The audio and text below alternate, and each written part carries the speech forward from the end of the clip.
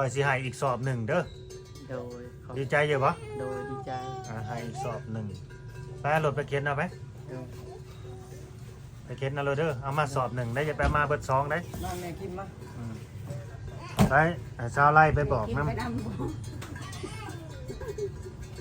ไปถือเอาของนำกันอยู่นี่เด้อมอนี่เด้ออย่าดื้อเด้อสิให้อีกกระสอบนึงพี่น้องเอ้ยให้เขากินได้เป็นเดือนเนี่ยนี่นะ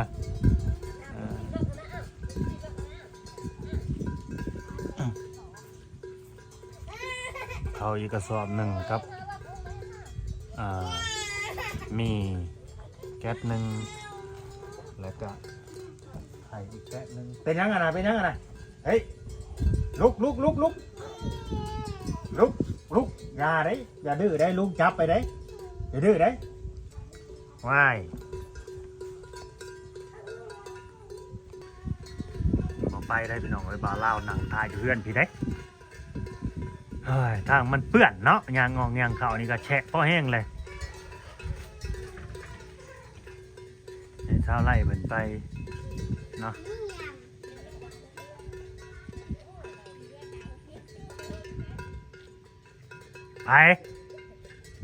ไปสิกิน4 เดือน6 เดือนน่ะเมียกับผัวเนี่ยว่าออกไปคนละเรื่อง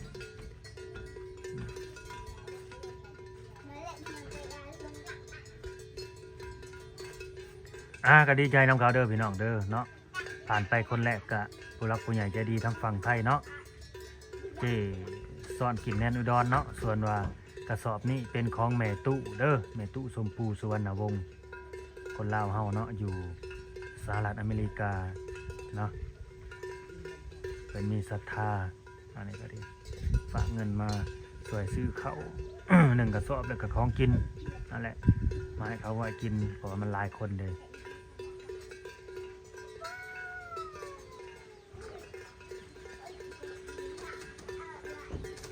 สุกแลนด์ด้วย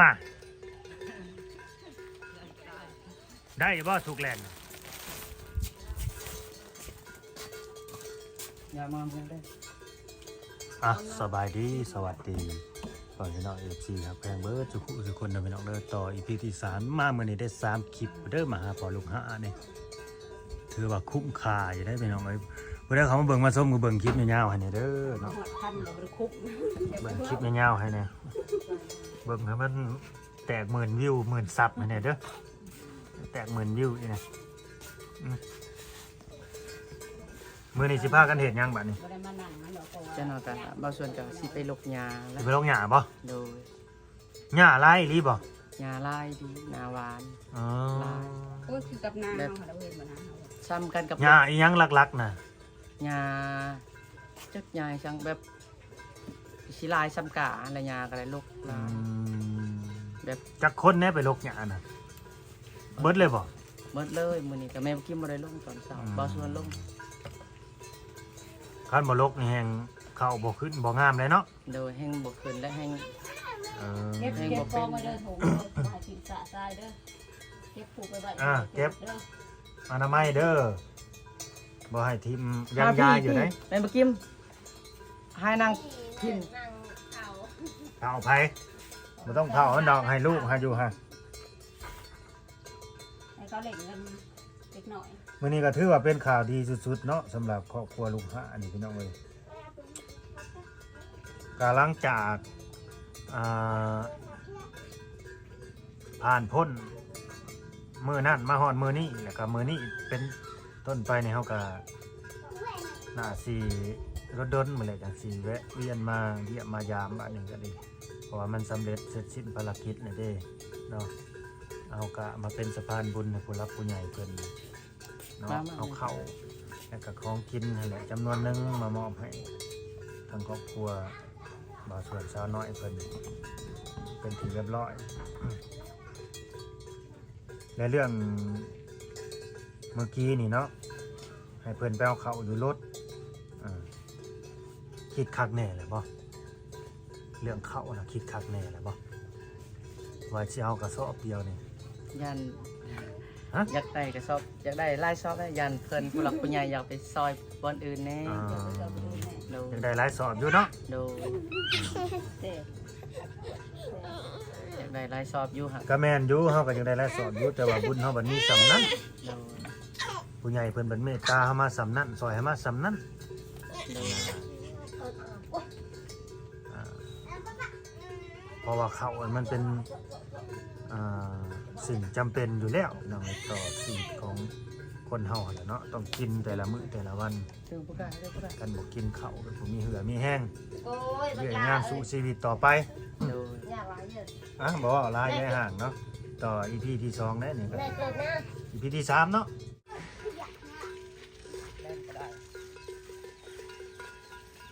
ครับน้ำหนักได้ที่เตียงนี่เนาะได้ก็ขึ้นมาแล้วได้ก็ขึ้นมาสอนกันโลดให้ยกซอยบ่ มอ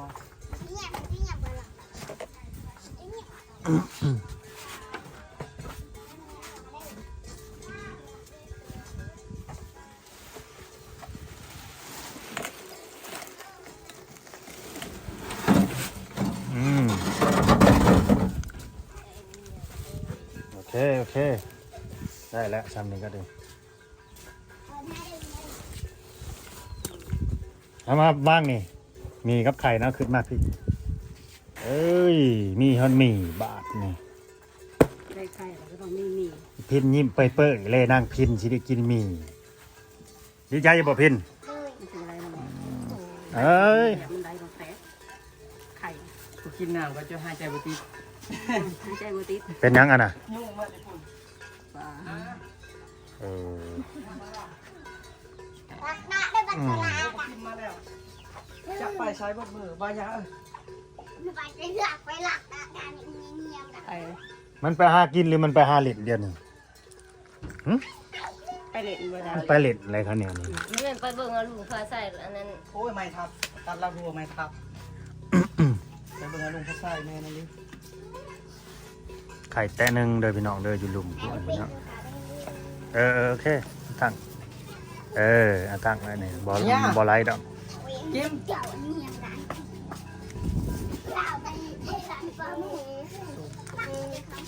บ่ยังจะสิให้อาลงนะถ่ายรูปมาก่อนถ่ายรูปไว้ก่อนเนาะอาลงรถบัดนี้อาลงว่างพุ่นดอกโอเคแล้วก็สอบเขาแล้วปาโถพี่น้องเอ้ย100 กิโล เอา100 กิโล2สอบเต็มใหญ่สอบใหญ่ อันนี้ก็คือแบบเห็นอะไรกิม สบายดีลูก มาแต่ใส่มาแต่ลินชัดเจน เจ๊ดู พ่อกับแม่ว่าลูกไปหากินไปหาลิ้น หาลิ้น ว่าบอกแม่ว่ามาหากินเลย มันไปหากินใส่ปากเจ้าของบ่ได้กินอยู่บ่ไปเล่นน่ะอิ่มบ่ เป็ด บ่กิมอิ่มบ่ไปเล่นหรือว่าหิว ใช่ นี่เอาไปคืนรอๆนี่ ไปขึ้นรออะไรเงี้ย อันนี้น่ะคือสมัยลุงลาวเด้อแต่ยังน้อยเด้อ อยู่ไกล ไปหาลิ้นนี่หิวได้จังมาหิวจังมาพี่น้องเอ้ยบางทีก็ได้กินอยู่ดอกคันหมูให้กินน้ำก็ดี กันได้เล่นแต่บ่รู้ซัก คันเขาทรงจานเขาก็ให้กินน้ำอยูอันนี้คือเขาเว้านี่คือแบบจากชีวิตจริงล้วนๆเด้อผ่านมาเบิ่แล้ว ประสบการณ์ล้วน ประสบการณ์ ๆกิม นางเพ็ญนะ มานี่เว้าฮอดดูฮอดเดียวพอหายซ้ำแล้ว ไปเล่นค่ายคำลงแรงเลยจังมานะหิวข้าวหิวน้ำเลย เดินคือเดินปากกันนะ เป็นยังบัดนี่ เดินปากกันนะ เดี๋ยวจะให้ชาวหน่อยไปเอาตัวล่าซะแหละก็ลูกๆเบิดทุกคนมาอยู่นำกันเดี๋ยวนี้มาอยู่แต่กับพ่อฮะให้แม่นี่ไปอยู่กับมันบักน้อยๆฮะซะ ขอบคุณหลายๆผู้หลักผู้ใหญ่ ไผอันนี้ผู้ใดผู้ใหญ่ไผสิจังไดคนนี่ ขน่อยบ่หู บ่ฮู้เนาะ โดย ว่าบ่ฮู้ก็บ่ฮู้ กินไว้เบิ่งน้องนี่ เรีย กิ ก น ว่าเพิ่น คนใหม่คนใหม่เด้อันนี่ โดย ให้ลูกจะออกมานั่ง เพิ่นซื้อแม่ตู้ส้มพู โดย สุวรรณวงศ์จื่อไว้เด้อพินแม่ตู้ส้มพูสุวรรณวงศ์อยู่สหรัฐอเมริกา อ้าวอัญญามาพี่มาเข้ามาในกองเลยอ้าวแล้วก็ ผู้หลักผู้ใหญ่แม่เด้อแม่ชมพู่อยู่ แม่ตู้ส้มผู้ ดูชมพู่เป็นอยู่ต่างประเทศขอบคุณหลายๆข้าหน่อยสิ สิหยัง สิอวยพรให้ เอา ให้มีแห้ง ได้แต่ ให้ สิ เพิ่น เลย ดีมีแห้งยาให้มีโรคภัยไข้เจ็บยา โดย โตบดีโตบ่งามแล้วก็ให้เพิ่นอยู่เพิ่นอยู่กับผู้หลักผู้ใหญ่เบาเล่าพาเพิ่นเด้อ ให้เพิ่นอยู่เฮิงๆโอ้ย ขอ เอา ยืนหลาย เพิ่น ๆ อายุยืนยาวมันให้เพิ่นอยู่เย็นเป็นสุขเนาะให้เพิ่นร่ำเพิ่นรวยขึ้นกว่าเก่าแล้วเพิ่นมันเพิ่นยืนในตู้ชมพูก็ดีเราก็เบิ่งคลิปอยู่ดอกฉะนั้นเราก็สิหัวควนบ่าวส่วนแล้วมาเว้าในแดดนอนล่ะสิดีใจแห้งบ่มื้อนี้ได้ข้าวช่องกระสอบเลยดีใจแห้งบ่เราอ่ะ โดยดีใจหลายๆ ได้ข้าว100 โล เขาลอยโลผู้รักผู้ใหญ่เป็น บ่คิดบ่ฝันเนาะ โดย ข้าวช่องกระสอบผู้แก่มาแต่เซโน่ผู้ได้บ่าวลาวก็ได้ มาแม่นคิด นอนแล้วบ่ ไป ต้น นะ โทรศัพท์เนี่ย เออนั่นแหละเอาโทรศัพท์ให้มันเอากระตุนให้มัน ผู้รักผู้ใหญ่เพิ่นดูแม่ตู่ชมพู่อยู่ต่างประเทศกับอดุลลาวพาเพิ่นกับผู้รักผู้ใหญ่เพิ่นเพิ่นเว้าใส่เลยอันนั้นปลาไล่ๆกินนี่เพิ่นว่า 4-5-6 เดือนจังเบิดเขา แม่นจะบอกท่านเนาะ ประมาณ เพิ่งปานนั้นบ่ เดือเพราะว่าคงจะที่ได้ ว่าก็ว่า4-5-6 เดือนมันก็สิฮอดข้าวเขียวพุ่นแล้วซะ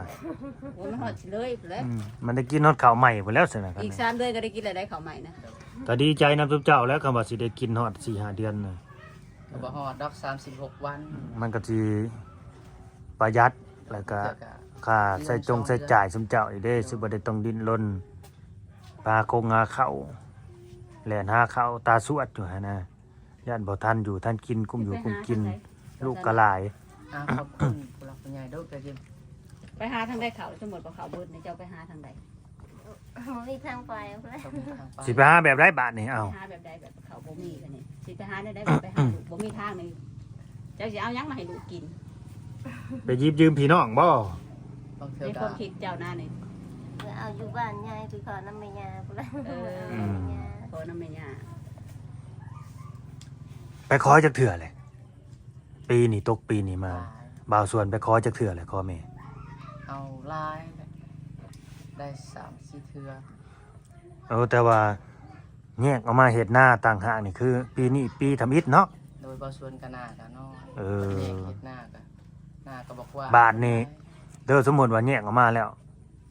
ไปขอเพิ่นก็สิบ่จังไห้คือเก่าได้อบาทนี่พอเฮาแยกออกมาเด้อเพิ่น ปีนี้ ปันให้แบ่งให้แหละเด้อ บ่เฮ็ดกับเพิ่นเด้ โดย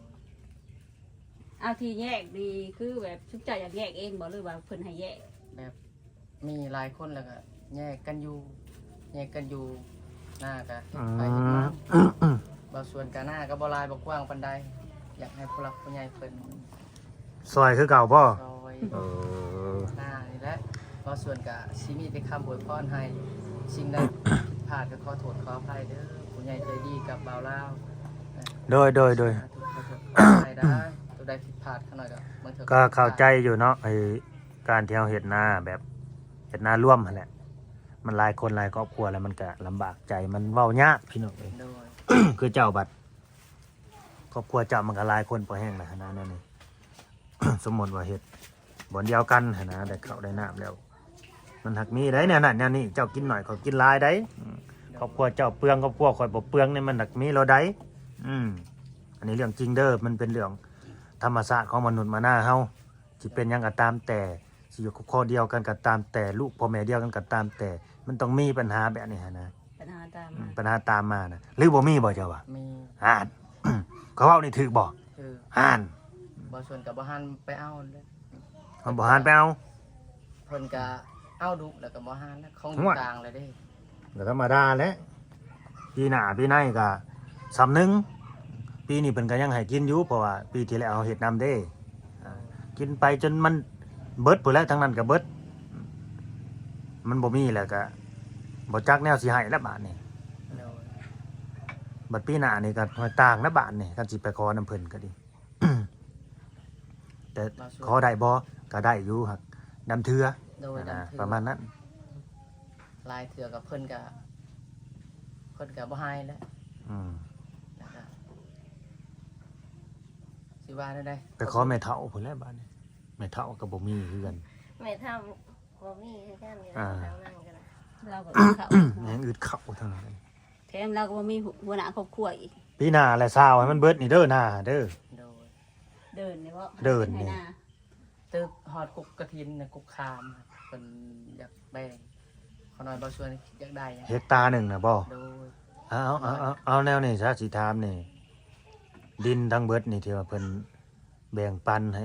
พูดของบ่าวส่วนนี่ฮอดบ่เฮกตาร์หนึ่งหรือว่า2เฮกตาร์รวมทั้งไหนานำ อยู่ลุมมันแล้วก็เฮกตาร์หนึงที่หิน อื ที่ ม หน้าเป็นหน้ากกหั่งนะ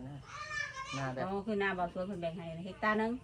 โดดแบบกกหั่งหลายหน้าก็เป็นขี้หินหลาย อืม เฉพาะบนเฮ็ดหน้าก็ เป็นหูเป็นหิว บ่ได้หลายบนเฮ็ดหน้า ดินเป็นเหว มันเป็นเหว เออ แล้วก็สิซาวก็บ่ได้มันเป็นหินบ่มีขี้ดิน บางทีแห่นี่บ่ แต่ว่าโน่นน่ะ ดินแดงๆน่ะบ่สีน้ำน่ะอืม นั่นน่ะมองทางไปหน้าเพิ่นมองเฮาหยัง เป็นโซ คันเป็นแบบนั้นเฮ็ดหยังบ่ได้ปลูกก็บ่ได้เฮ็ดนาก็บ่ได้ อยากให้ผู้หลักผู้ใหญ่เพิ่นเบิ่ง เบิ่งครอบครัวผู้ค้าบ่ โดยเพิ่นได้วิตพอได้ให้วิตตัวทุกข์ยากเขา แม่นเด้อว่าเราสิบอกเด้อบ่าส่วนเด้เนาะการที่ว่าเฮาให้ผู้หลักผู้ใหญ่เพิ่นเบิ่งนี่เฮาก็อย่าลืม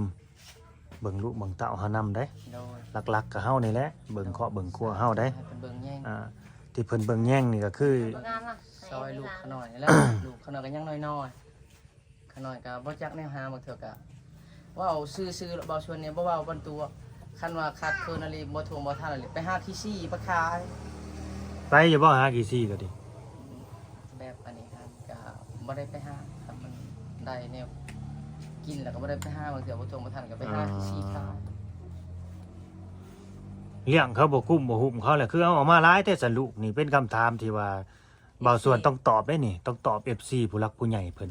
สาวน้อยบ่าวส่วนเด้อ FC ของใจ อ่ะเป็นหยังคือเอาออกมาหลายแท้ลูกเต่านี่ฮะในเมื่อบ่คุ้มบ่หุ้มเขา ตัวนี้ ครอบครัวเฮาก็พอสำนี้หั่นน่ะตอบ FC เบิ่งดูฮะ ไม้ขน่อยก็เฮ็ดได้ลูกหลาย คือบ่คุ้มไว้เขาว่าคือปล่อยให้ออกมาแท้เพิ่นว่า คุมไว้แล้วเดี๋ยวนี้ครับ คุ้มแล้ว โดยแต่ว่าลูกขน่อยนี่แหละขน่อยทุกข์กับขน่อยบ่ทิมบ่ปะลูกดอกแต่ขน่อยก็อยากให้ผู้หลักผู้ใหญ่เพิ่น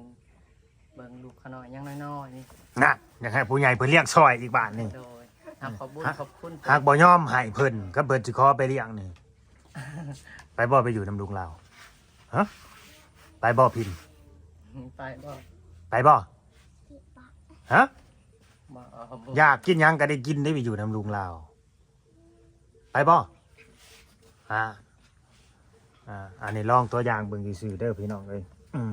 แล้วเขาก็บ่ไปดอกเขาก็อยู่กันครบเลยเนาะเอ้ยเนาะของเขามันเป็นหมู่พอแห้งเลย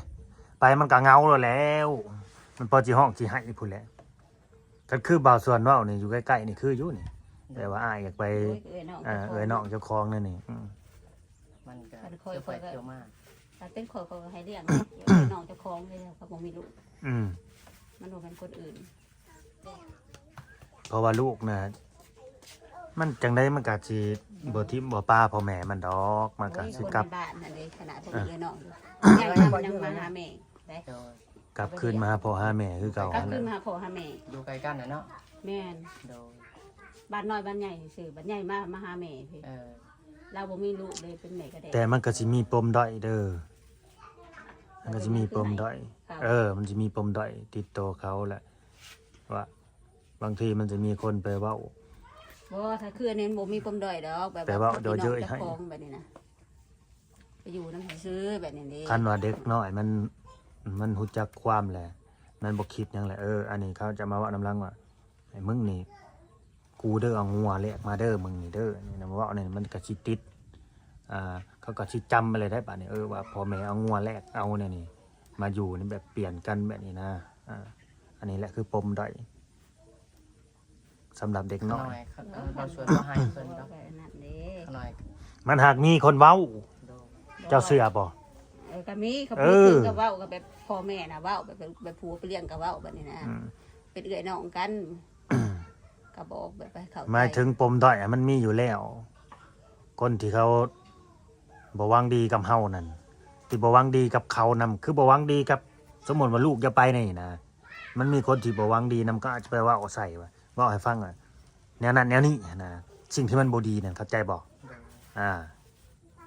แต่สิ่งที่มันดีเฮาก็มองในมุมที่สิ่งมันดีๆก็พี่น้องกันนี่ไปเลี้ยงซอยกันงัวเฮาก็ได้มาเลี้ยงหาโตนี่ใหญ่มากเขาก็มาเฮาคือเก่าลูกเฮาแบบนี้นะ กันเนาะ อยู่กันคิดมุมดีๆตัวนี้นะ บางเทื่อเขาไปดินไปเลี้ยงบางเทื่อเขาก็ไปเลี้ยงนั่นอยู่ซ้ำ ถามซาหน่อยเด้สมมุติสิให้อยู่บ่สมมุติว่าพี่น้องอยากได้ไปเลี้ยงซอยแน่นี่ ให้อย่างกับลูกบ่อยู่นั่น เนาะ โดยใหญ่มันเลยย่างเขาบ่อยู่นั่น ก็บ่อยู่เจ้านะบัดคือสมมุติว่าไปนี่เพิ่นบ่ให้นอนนะเพิ่นนะบัดนี่แม่นบ่ตัวกลางคืนคือมันบ่อยากให้นอนได้อยากให้อยู่พุ่นกินอยู่พุ่นมันปัญหาว่าลูกมันสินอนบ่ล่ะบาดนี่มันบ่อยู่แล้ว มันก็ไปอยู่แล้วมันใหญ่นะ แต่น้อยๆก็ยังบ่ฮู้จักควมพุ่น คือบ่บักกิมมาไปครับบ่อยากได้บ่บักกิมนะ กิ๊บมันเพิ่นบ่อยากได้ใครอยากได้พุ่นน่ะเพิ่นอยากได้ซื้อนางพร ได้ผู้หญิง วันนี้นี่ได้เอานางนี่ไปบ่พิน นางพินไป พิน บ่ไป ไปบ่นี่อยู่ใกล้ๆกันนี่ไปก็นี่นี่กันเนาะ บ่พอแล้ว โดล่า ที่จะโทรศัพท์เด้อให้ปะไป โอเคพี่น้องเว้าโน้หัวกันก็ว่ามันก็ยืดกันยาวเนาะเว้าเล่นว่าหัวเด้ออันนี้ก็ดีปรึกษากันซื่อๆเนาะ คุณยายต่างหากด้านนี้ เอาสาวน้อย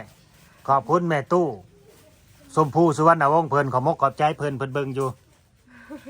เอาเว้าตั้งมกตั้งใจ ขอบคุณหลายๆเด้อสำหรับคุณยายซอยตอนนอน แม่ตู้ เมตู้ ซื้อแม่ตู้หยัง แม่ตู้ชมพู่ แม่ตู้สมภู เมตู้ชมพู่ สุวรรณวงศ์ ระวง ดีใจอยู่บ่ได้ข่าวสาร2กระสอบมื้อนี้แต่ว่าคนละเจ้าเด้อ2กระสอบนี่เด้อ เจ้า 2เจ้า บางส่วนก็ขอบคุณหลายๆบางส่วนก็ดีใจหลายๆแต่เขาส่งสอบผู้หลักผู้ใหญ่บ่าวเล่าพาเพิ่นให้เทวดาเบิ่งแย่งให้เทพบุตรเบิ่งแย่งให้เทพเจ้าเบิ่งแย่งบ่าวเล่ากับเอ๋ยไล่เด้อให้อยู่ดีมีแห้งให้ เก็บมาให้ขายอายุมันยื เท น พบุตรเบิ่งแย่งบ่าวเล่าพาเพิ่นกับเอ๋ยไล่ให้อยู่ดีมีแห้งอายุมันความยืนอย่าให้มีโรคภัยไข้เจ็บให้อายุยืนหลายๆเด้อเทพเจ้าเบิ่งแย่งเพิ่นเด้อสาธุ สาธุเนาะสมพรปากก็ตามนั่นแหละพี่น้องเอ้ยเฮาก็สิได้จบคลิปไว้ส่ำนี้เด้อบัดนี้เนาะให้ทางบ่าวส่วนเพิ่นก็กับสาน้อยเนาะกับลูกๆก็แต่นี่ต่อไปก็ให้อยู่ดีมีแฮงคือกันเด้อมีผู้หลักผู้ใหญ่เพิ่นฮักเพิ่นแพงเพิ่นอีดูสงสารเนาะสงสารเด็กน้อยหั่นแหละส่วนมากเพิ่นก็สงสารลูกๆหั่นแหละเพิ่นบ่รู้จักอีโนอีนี่หยังดอกลูกๆมันก็ดีพ่อแม่บอกได้เขาก็เห็นนั่นแหละว่าเป็นลูกเด็กน้อยก็ดีใจนำเนาะก็ถือว่ามื้อนี้ก็สำเร็จเสร็จสิ้นภารกิจเฮาเนาะขอบุญขอบคุณขอขอบใจผู้หลักผู้ใหญ่ใจดีใจบุญเนาะทุกคนทุกท่านเด้อรวมทั้งทั้งเจชนกินเนาะเริ่มตั้งแต่กระสอบแรกเนาะแนนุดรแล้วก็เมตุชมพูสุวรรณวงศ์เนาะให้ทั้งสองท่านนี่แหละเนาะให้อยู่ดีมีแห้งให้ร่ำให้รวยขึ้นเก่าเนาะอายุมันคนยืนเด้ออย่าเจ็บอย่าจนเนาะยังทำยังกายขึ้นให้เกินให้เจริญเนาะเป็นอุปโภคใจให้ลูกให้หลานให้คนทุกคนยากไปดนเด้อเนาะตกน้ำกับบ่อยไหลตกไฟกับบ่อยใหม่เด้อความดีนี่ให้เป็นภัยคุ้มครองชุมเจ้าภัยคุ้มกันชุมเจ้าเนาะตามนั่นแหละพี่น้องเลยสบายดี สบายดีปลาลูก โอเคสบายดี